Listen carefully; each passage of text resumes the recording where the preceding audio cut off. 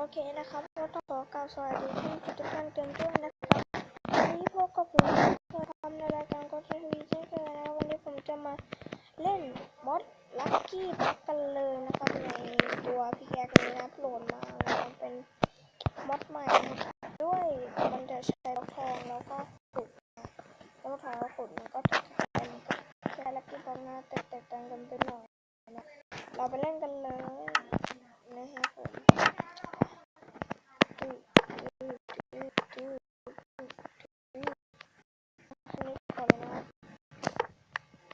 โชคดีตอนนี้โชคดีมากได้นี่มานะเฟสมาโอ้ได้อัมโบโรโอ้ยไม่เจอฝูงซุปเปอร์แล้วไม่ระเบิดเลย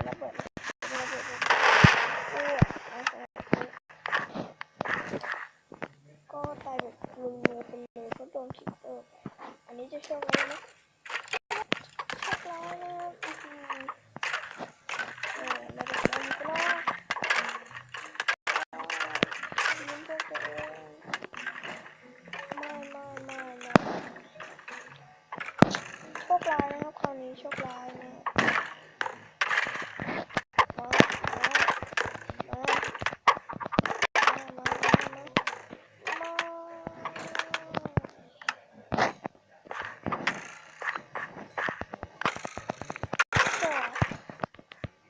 ตอนนี้สเก็ตมันตายไปแล้วก็สุดแล้วเดี๋ยวนะผมใส่ชุดก่อนเลยนะป้องกันนะครับโอ้ยโชคร้ายเลื่อนเลยไม่ถึงโดนอะไรก็ไม่รู้เยอะจริงๆก็จะไม่ใช่ดูรอ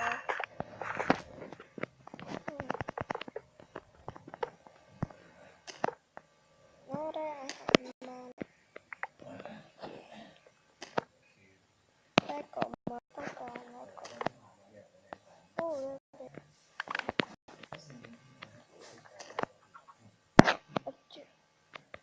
โอ้ยไม่ได้เอ็นดูหรอกหิวอาหารแล้วนะเป็นคนชอบตามากรู้ใจว่าหิวอาหารเราจะอาหารมาให้นะตื้อสองเราได้ดาบมานะดาบกับอุปกรณ์เดี๋ยวเตรียมแบบเดี๋ยวนะผมเอากองเตรียมมาด้วยดีกว่า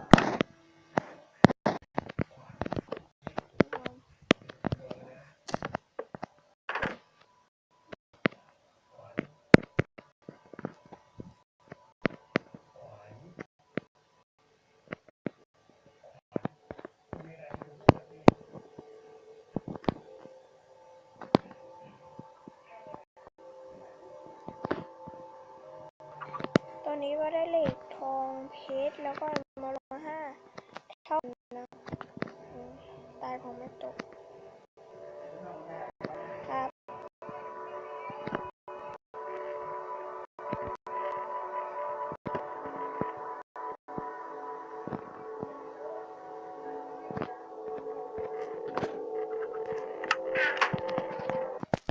โอเคครับ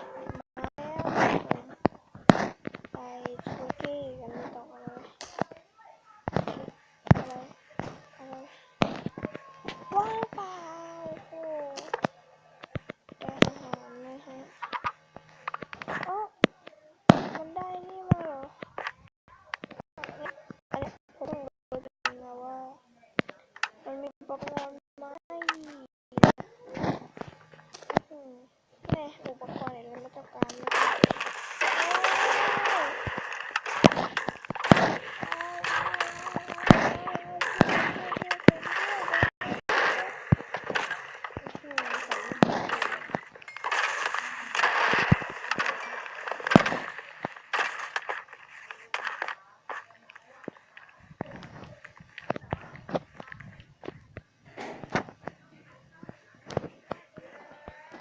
ครับนะนอนอันนี้ผมไม่มีชื่อนะครับผมเด็กทำไม่มีชื่อจะปิดทำไมแล้วอ่ะหลังไม่ทัน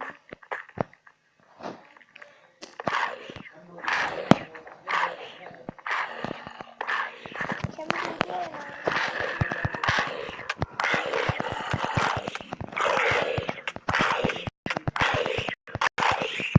หัวโดนซอมบี้ด้วยนะตอนนี้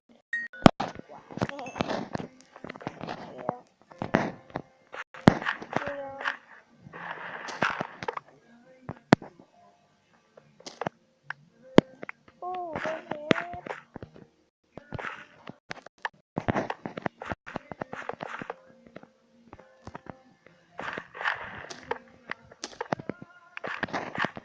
อุปกรณ์เยอะโอ้โชคดีเลยแต่ทำไมมันไม่มีไอ้ตรงนี้โอ้ได้อย่างเดียวนะได้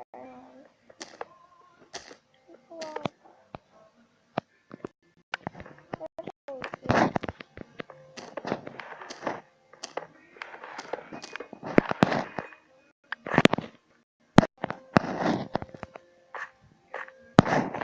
เรียบมาต่อเลย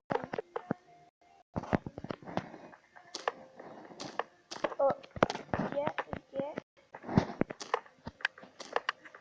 เหี้ย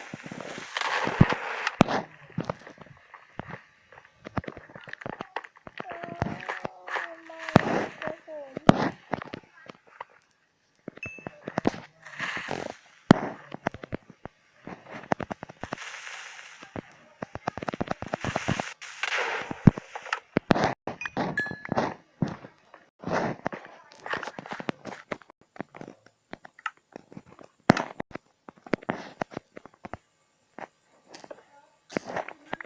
ยังไงก็เปิด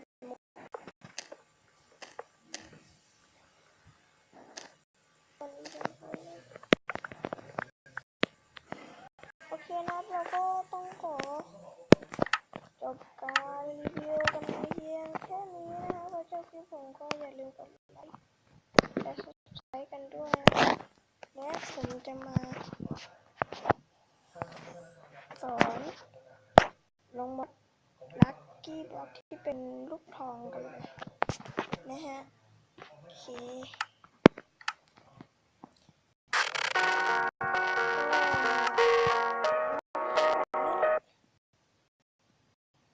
ก็มาโรดีโอ้ยเหล็กเลย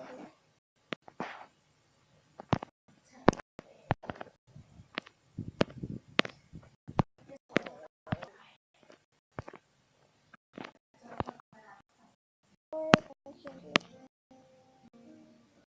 ฮะไม่ใช่คีย์แบบนี้ได้ยังมีหน้าสอง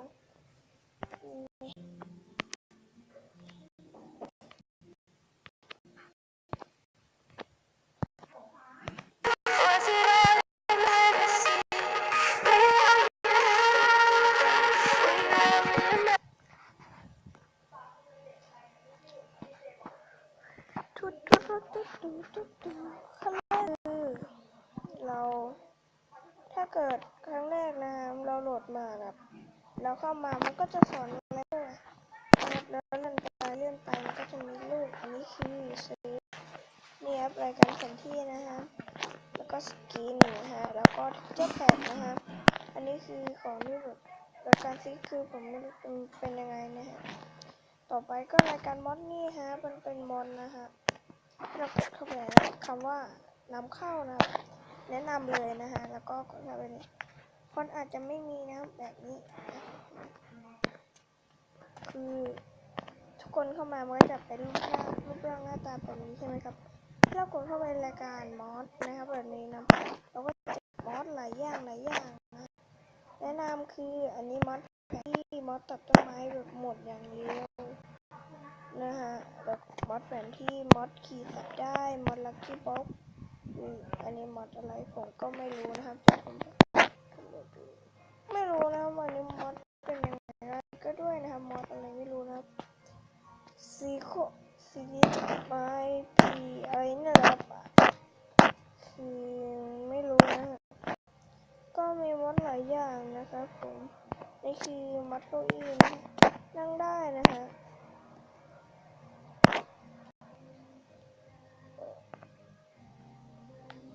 อันนี้คือมอดอะไรไม่รู้อันนี้คือของไม่ตกนะฮะนะครับเราเข้ามาก็ให้เราโหลดมอดนี้มากดเข้าไปที่คำว่าดาวน์โหลดตึ๊บมันก็จะกดใช้เรื่องกดเข้าไปเริ่มต้นมันก็จะเริ่มให้เลยนะครับแบบนี้นะครับโอเคเดี๋ยวผมลงมอดอันนี้ได้ไม่รู้ว่ามอดอะไรใช้ดูโอเคนะครับเราก็ต้องขอจบคลิปกันเพียงแค่นี้นะบ๊าย